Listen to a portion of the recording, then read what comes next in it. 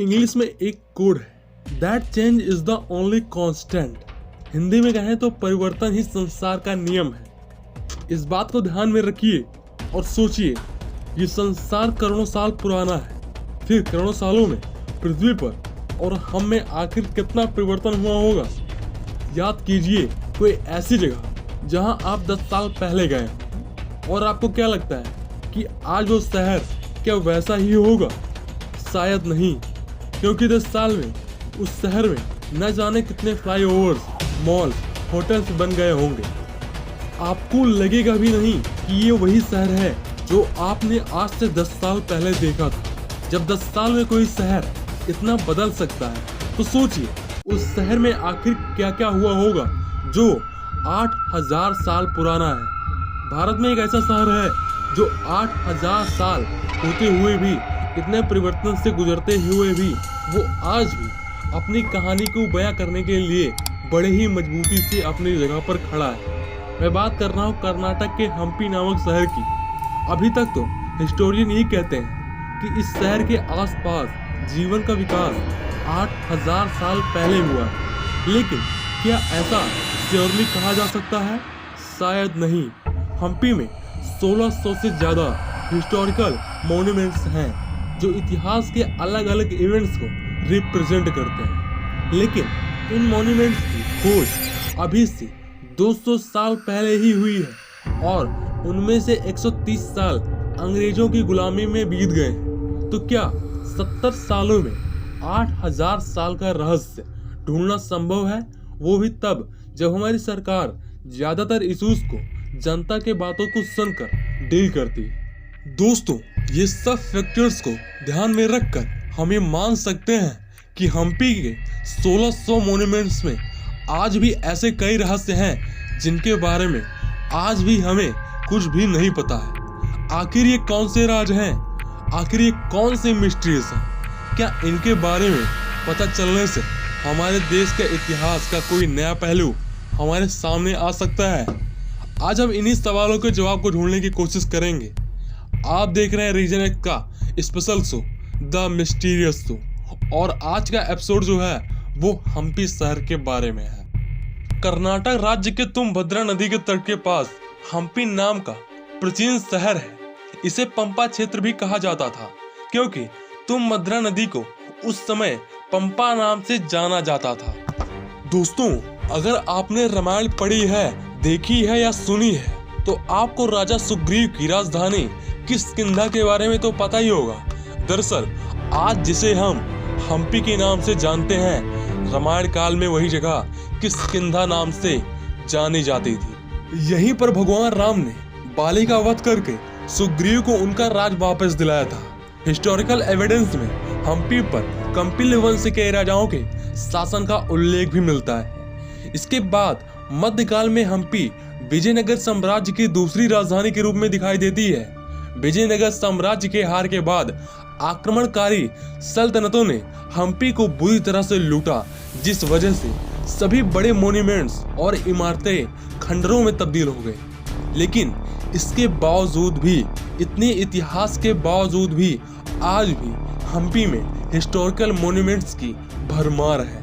16वीं शताब्दी में राजा कृष्णदेव राय ने अपने दम पर यहाँ पर कोणार्क के सूर्य मंदिर से मिलते जुलते रथ को बनवाया था, लेकिन इसके बाद भारत में मुगल शासन आने के बाद काफी सालों तक हम्पी गुमनामी के अंधेरों में खोया रहा। लेकिन फिर सन 1802 में कोलिन मैकेंजी ने हम्पी की खोज करके हम्पी के हिस्टोरिकल लेगेसी को एक नई जिंदगी दे दी।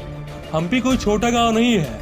25 किलोमीटर के रेडियस में पूरे 1600 हिस्टोरिकल मॉन्यूमेंट से मिलकर बना एक ऐतिहासिक शहर है। इस मॉन्यूमेंट्स की हिस्टोरिकल इंपॉर्टेंस की वजह से ही इसे यूनेस्को ने वर्ल्ड हेरिटेज साइट भी घोषित किया है। दोस्तों, हम्पी का सबसे बड़ा रहस्य तो यही है कि आखिर इस ऐतिहासिक महानगर की शुरुआत होती किस समय से है, ये किसी को पता ही नहीं है, और यही यहाँ का सबसे बड़ा रहस्य है।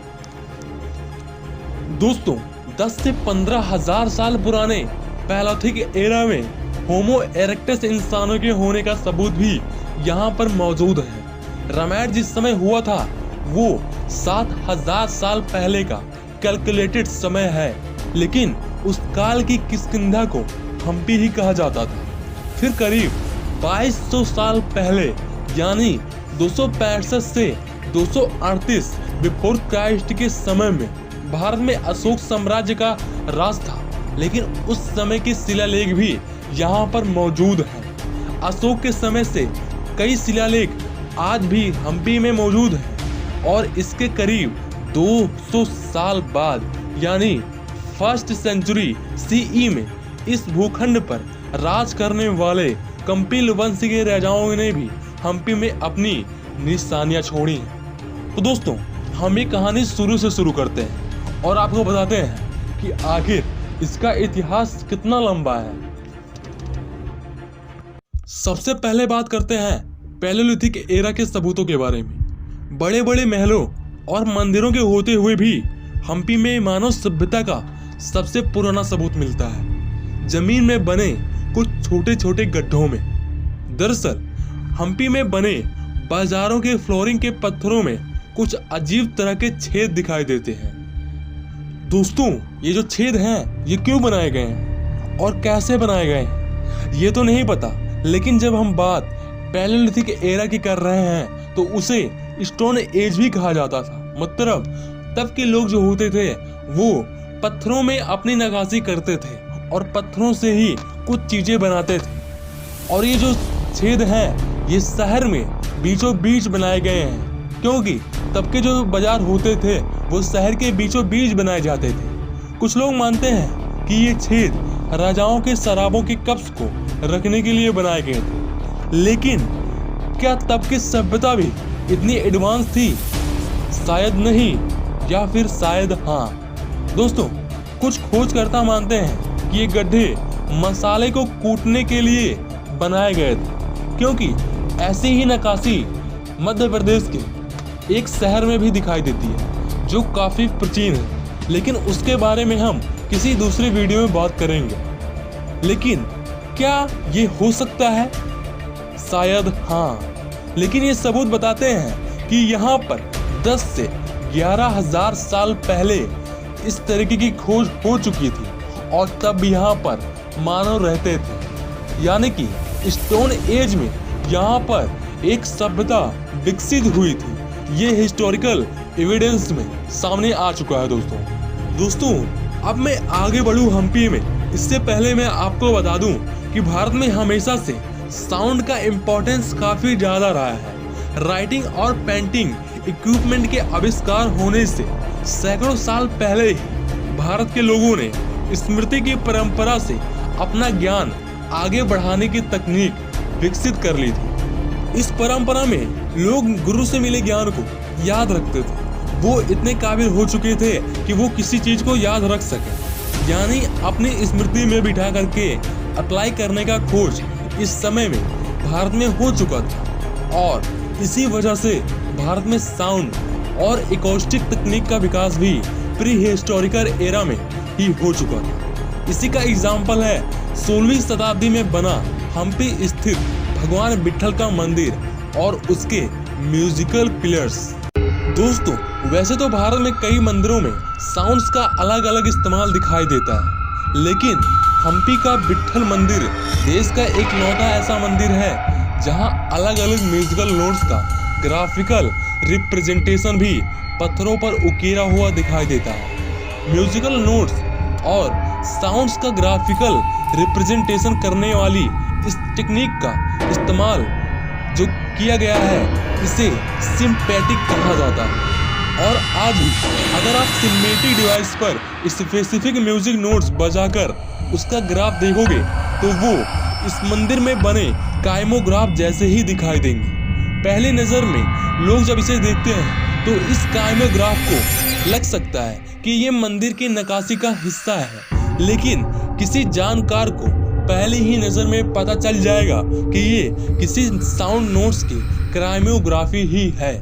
दरअसल इस मंदिर के ज्यादातर खंभों यानी स्तंभ खोखले बनाए गए हैं, इसलिए इन खंभों पर सारी जगह चोट करने पर आज भी आपको मनचाहा म्यूजिक नोट यानी स्वर सुनाई दे सकता है। इतना ही नहीं, आर्कियोलॉजिस्ट का कहना है कि अगर इन खंभों में से कुछ स्पेसिफिक नोट्स को हटाया जा सकता है तो दूसरे नोट्स को भी सुना जा सकता है। दोस्तों, क्या आपको नहीं लगता है ऐसा मंदिर बनाने के लिए उस समय के आर्किटेक्ट्स को कंस्ट्रक्शन के साथ साथ साउंड एकॉस्टिक की भी कुल जानकारी होनी चाहिए थी? हाँ, ऐसा ही होना होगा। और सोचिए उस समय की कंस्ट्रक्शन टेक्नोलॉजी कितनी एडवांस होगी जो उन लोगों ने संगीत स्वर निकालने वाले खंभों का निर्माण कर दिया है। ये बड़े ताजुब की बात है। जो टेक्नोलॉजी आज के साइंस के साथ भी हम डेवलप नहीं कर पा रहे हैं, वो हमारे वंशजों ने हमसे 7 साल हजारों साल पहले ही विकसित कर ली थी।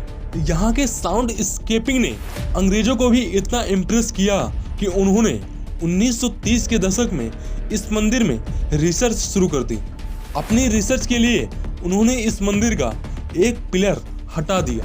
साथ ही आगे की रिसर्च को बनाए रखने के लिए एक सपोर्टिंग कॉलम को भी निकाल दिया गया। इस गलती की वजह से इस मंदिर का साउंड पहले जैसा तो नहीं रहा है, लेकिन इतना होने के बावजूद भी इस मंदिर के अलग अलग हिस्सों में संगीत के 7 स्वर आज भी सुने जा सकते हैं।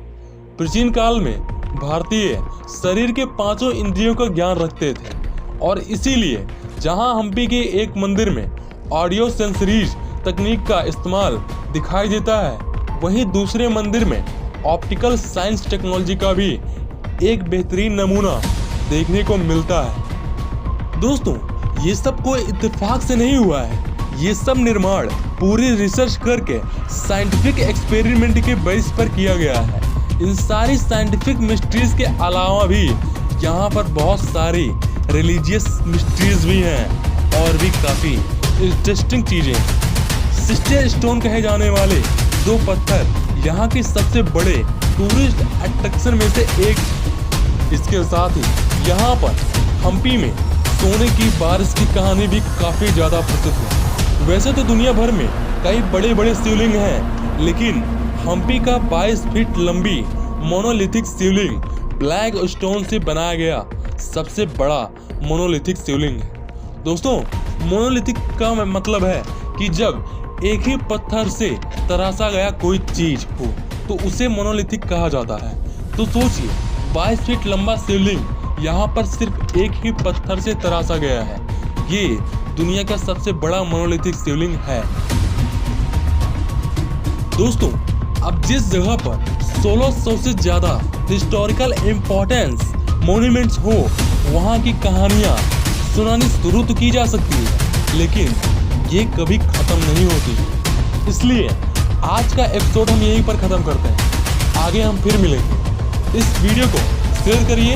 अगर आपको वीडियो पसंद आया हो तो वीडियो लाइक कर देना और चैनल को सब्सक्राइब कर लेना, क्योंकि हम नेक्स्ट वीडियो फिर से एक इंटरेस्टिंग सब्जेक्ट के साथ लेकर आपके सामने हाजिर होंगे और उसमें भी एक ऐसी बात होगी जो आज से पहले आप नहीं जानते होंगे और आपके लिए जानना काफी जरूरी होगा।